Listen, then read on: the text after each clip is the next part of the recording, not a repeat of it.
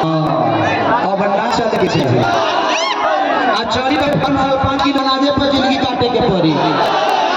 बस जिंदगी में एक किसका बेटा था इस लोग जानते हैं।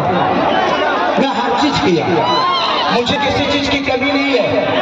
इतना पैसा तो है कि किसी गरीब माँ की दवाई, किसी गरीब बहन की सगाई और किसी बच्चे पढ़ाई सरकार करे तो खेसरिया करे। हमको उतनी ऐसे का पता हो कि अगर एक दिन मेहनत तो 20 लाख रुपया से मार दे। हम लोग इस विधायकी के चुनाव में आए हैं या सरकार बनने के लिए आए हैं, तो हमारे लिए ये पद बिजनेस नहीं बल्कि लोगों को दर्द लेकर इसी में आपके सफर में सोच पा रहा हूं कि बिहार खेसरिया इस पर बदलेगा और केहू रोक ना पाई। जवन होई देखा कि कोई तकलीफ हुई, शायद हमारे जीवन में दुखों से लड़ने के लिए भगवान मुझे भेजा, नहीं तो सोचिए कि मैं राजनीति और राजनेता दोनों दूर रहना चाहता था। हमारा मेहरारू के लिए फाइनल भर रहे, अब तो हमारा लड़े का भर रहे।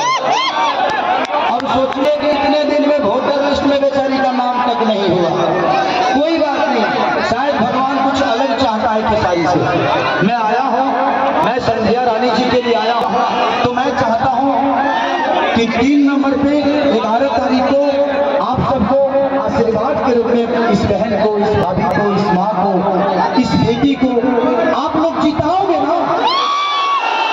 खेसरिया को निराश तो नहीं करोगे ना। मैं बिहार को बदलते हुए देखना चाहता हूँ। ये दर्द है खेसारी के अंदर, क्या आपके अंदर ये दर्द है? दर्द तो हाथ उठाओ। I love you. तो इस दर्द को जिंदा रखो, इस दर्द को जिंदा रखो।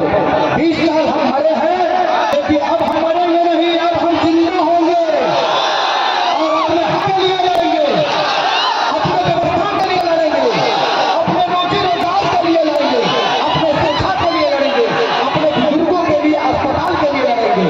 तो लड़ेंगे ना, अकेला तो नहीं छोड़ोगे ना मुझे।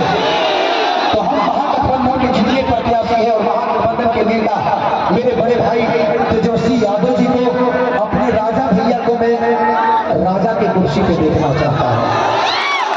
क्या बैठाओगे? बैठाओगे?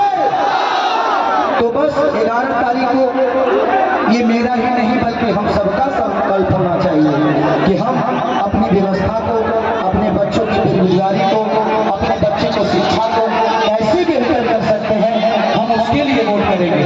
जात पात की बात नहीं करेंगे, क्योंकि भाजपा के नेताओं ने हमें सिर्फ लड़ाया